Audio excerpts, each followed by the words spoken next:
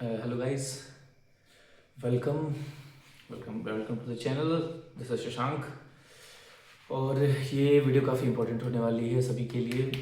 ये final video होगी EMRS के एग्ज़ाम से पहले। आप सभी को पता ही है आज 16 तारीख हो गई, मतलब कि आप तो 17 ही समझ लीजिए। कल से 17-22 को EMRS का Tier 2 का पेपर है, TGT PGT। आई होप आप सबकी तैयारी अपने फाइनल स्टेजेस में होगी। इसमें कुछ डाउट्स क्लियर करेंगे सभी के, जो मैं कॉमनली देख रहा था, और मेरी तरफ से कुछ फाइनल टिप्स एंड ट्रिक्स और स्ट्रेटेजीज होंगी जो मैं शेयर करना चाहता हूँ आप सबके साथ। मेरे हिसाब से it will be very helpful, आप सबके काम आएगी आएगी। प्लीज़ इसको ध्यान से दीजिएगा, कोशिश कीजिएगा अपने प्रिपरेशन स्ट्रेटेजी में और फाइनल पेपर में इसको अप्लाई कर सकें। आई एम प्रिटी श्योर ये मदद करेगी, एक्सपीरियंस के साथ बता रहा हूँ। सो पहले तो चलिए बात कर लेते हैं दिन के ही। कल से 17 है। I hope most of the आपका प्रिपरेशन पढ़ने वाला काम कंप्लीट हो चुका हो। आई रियली होप सो, क्योंकि अब टाइम ज़्यादा है नहीं आपके पास। ये आखिरी के 4-5 दिन आपको सोलली फोकस करना है प्रैक्टिस पे, objective as well as subjective. Subjective I hope आप लिख भी रहे होंगे, बट अब ये फाइनल धार देनी है बस इसको। ऑब्जेक्टिव ज़्यादा प्रैक्टिस करिए, जितना हो सके ऑब्जेक्टिव प्रैक्टिस कीजिए। चाहे आप टेक्स्ट बुक से लगा रहे हो, ऑनलाइन लगाइए, चाहे किसी और प्लेटफॉर्म से लगा रहे हो, चाहे आपके पास बुक हो प्रीवियस ईयर की। प्रेफरेंस प्रीवियस ईयर को ही दीजिएगा।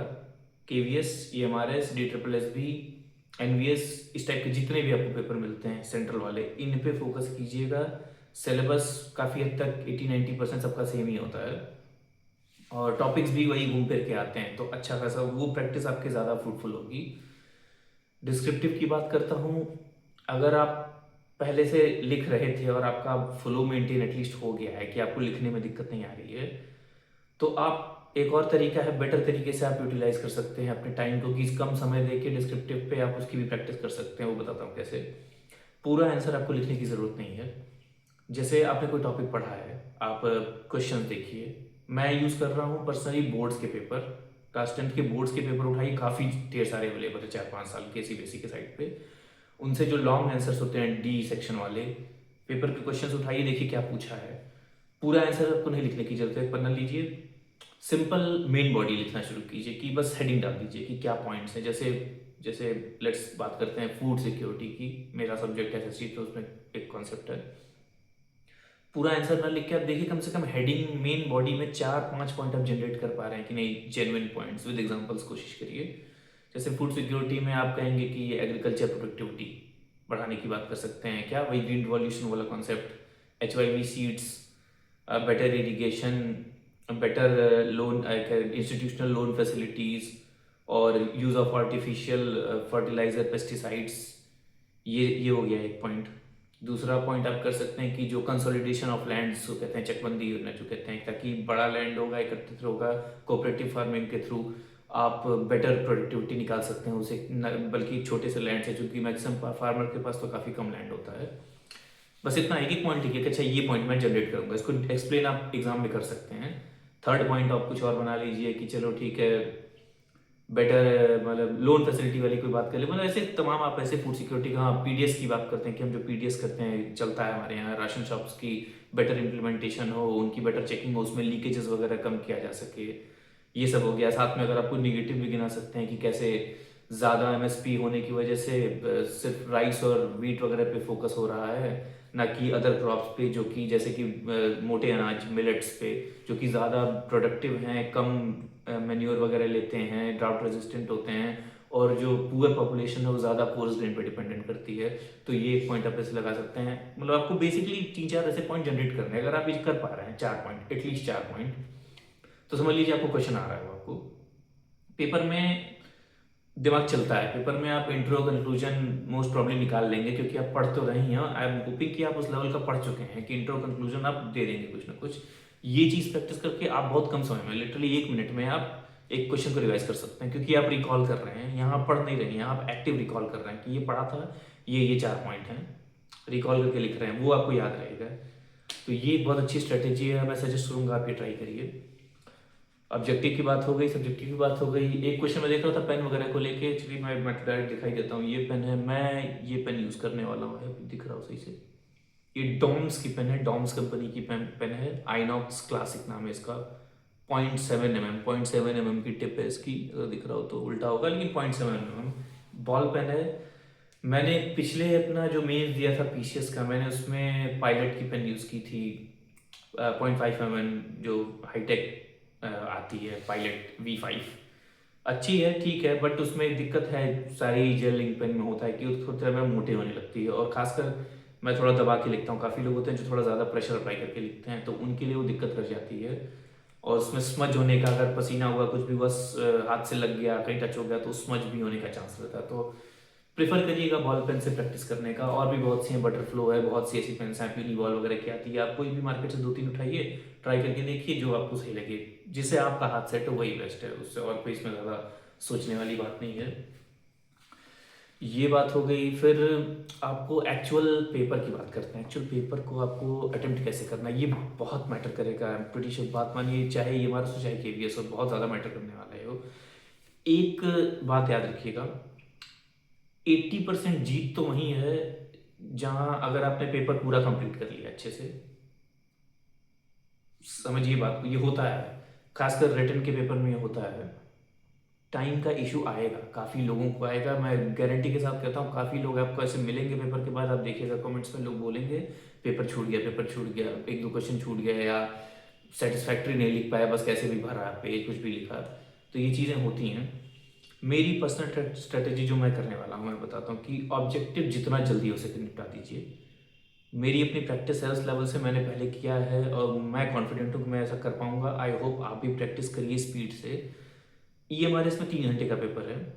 कोशिश कीजिए 40 क्वेश्चन ऑब्जेक्टिव के आप आधे घंटे में, यस आधे घंटे में निपटा दीजिए। ऐसा हो सकता है कि उसमें कई क्वेश्चन जो आपको शायद ना आ रहा है और निगेटिव 1/3 है, तो हो सकता है आप स्किप कर दें। मेरी कोशिश तो रहेगी, मैं ज़्यादा से ज़्यादा अटेम्प्ट करूंगा ही, मैं हमेशा ही करता हूँ, ये मेरी स्ट्रैटेजी है।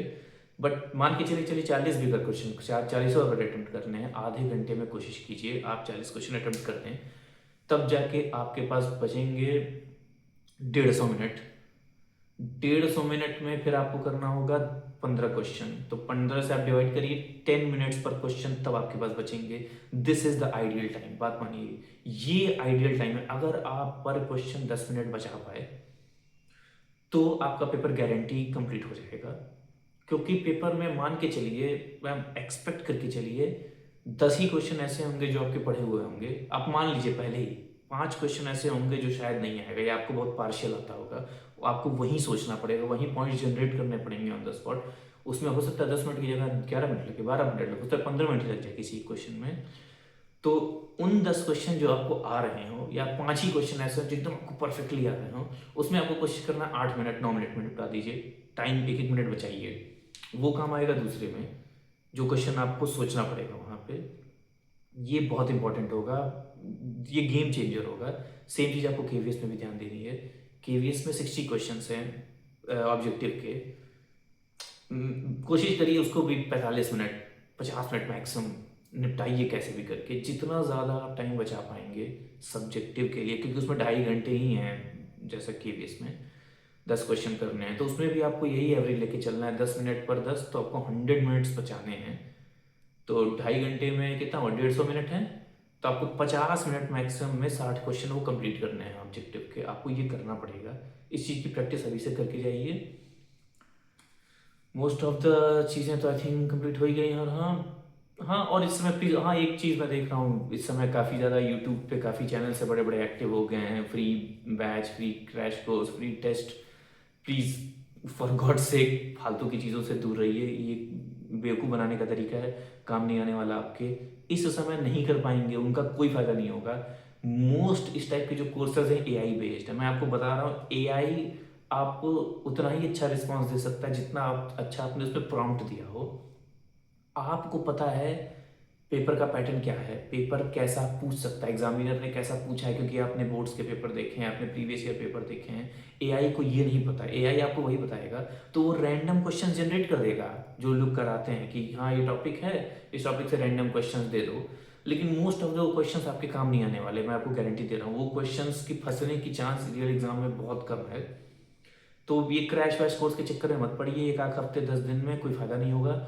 आप जो पढ़ रहे थे, आपके अपने नोट्स, आपकी अपनी एनसीईआरटी, उसी पे ही फोकस कीजिए। ऑब्जेक्टिव के प्रीवियस ईयर्स क्वेश्चंस लगाइए, यही बेस्ट होने वाला है, यही ऑप्टिमल होगा। टाइम सभी के पास कम है, कोर्स तो किसी का कंप्लीट नहीं होने वाला। और ऐसे जो भी लोग हैं जैसे मेरी तरह और भी बहुत लोग हैं जिनका केवीएस एमआरएस दोनों में ही क्लियर, उनको दोनों ही मेंस देने हैं। और आप सबको पता होगा कि थोड़ा बहुत सिलेबस में डिफरेंस है केवीएस एमआरएस दोनों में। तो अभी तो आपको एमआरएस पे ही फोकस करना चाहिए। ये आखिरी 4 दिन सिर्फ रगड़ के प्रैक्टिस कीजिए, क्वेश्चंस लगाइए और थोड़ा हाथ अपना साफ करते रहिए लिखने में। बस आप यही कर सकते हैं, रिवीजन करिए, चैट जीपीटी वगैरह पे क्वेश्चन डालिए, पॉइंट्स जनरेट करेगा, उनको याद कीजिए, रिकॉल कीजिए, ये चीज़ करिए। जब आप 22 तारीख को पेपर दे के खाली हो जाएंगे, उसके बाद आइए उस पेपर को दोबारा आपको एनालाइज करना है। 22 तारीख को रियल एनालिसिस शुरू होगी केवीएस के लिए, क्योंकि अब आपको पता चल जाएगा कितना पेज मिला था, कितने वर्ड्स में लिखना था, मैनेज हम कर पाए कि नहीं कर पाए, क्या मैं पूरे पेपर कम कर पाया कि नहीं कर पाया, क्वेश्चंस किस टाइप के आ रहे हैं, क्या ज़्यादा डीप पूछ दिया है रैंडम टॉपिक्स से, या जो एक्सपेक्टेड टॉपिक्स होते हैं बड़े सब्जेक्ट के क्या वही पूछा है। ये सब कुछ 22 को क्लियर हो जाएगा। भले आपका एमआरएस हो ना हो, केवीएस वाले भी ये ज़रूर करेंगे, आपको एनालिसिस देखनी है और करनी है। फिर जो सेक्शन एमआरएस और केवीएस में डिफरेंस था, इन बाकी बीच के जो 5-6 दिन हैं उसमें आपको वो कंप्लीट करना है। और क्योंकि लिखने की ऑब्जेक्टिव की प्रैक्टिस तो आपने कर ही ली है, बचे कुछ जो टॉपिक्स जो थे उन पे आप फोकस करिए, प्रीवियस रिवीजन कीजिए, आपको फायदा होगा। और खासकर जिसका केवीएस एमआरएस दोनों है उसको आई एम प्रीटी श्योर उसको केवीएस में फायदा होगा, क्योंकि वो एमआरएस से ऑलरेडी देकर आया होगा, उसका कॉन्फिडेंस भी ठीक ठाक हो गया होगा, क्योंकि वो मेंटल प्रेशर खत्म हो चुका होगा एग्जाम में लिखने का, पेपर का पैटर्न समझ में आ गया होगा और अपनी कमियां समझ में आ गई होंगी। सो बस यही कुछ चीज़ें थी, मैं सोचा आप सबसे शेयर कर दूं, आप सबके काम आएगी आई थिंक ये टिप्स। प्लीज़ ध्यान दीजिएगा एंड ऑल द बेस्ट। बस यही कहना है, फाइनल टाइम में ज़्यादा इसमें सोच नहीं सकते। ये एक मैंने बस एक रैंडम वीडियो बना दिया ताकि आप सबको जो बताने लायक कोई भी बातें मैं बता सकूं।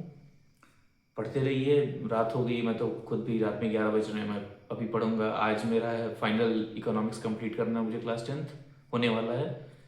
कल से वही सेम प्लान जो मैंने आपको बताया है रिवीजन का, ऑब्जेक्टिव सब्जेक्टिव, मैं खुद भी वही फॉलो करूंगा। सो बस I hope you all the best, आप सभी का एग्ज़ाम अच्छा हो। आई होप आप सभी सिलेक्ट हो जाएं यार, ऑब्वियसली मुश्किल है बट आई होप सभी एटलीस्ट मेरे चैनल को जो लोग देख रहे हैं आई होप सब सिलेक्ट हो जाएं और फाइनली इस रैट रेस से बाहर निकलें यार। बहुत हो गया, कब तक पढ़ेंगे, लाइफ में आगे भी तो पढ़ना है। सो या take care, keep studying, keep revising बस। और ज़्यादा डिस्ट्रैक्शन में मत पड़िए यूट्यूब के, अपनी पढ़ाई पे फोकस कीजिए। All the best, bye bye, take care.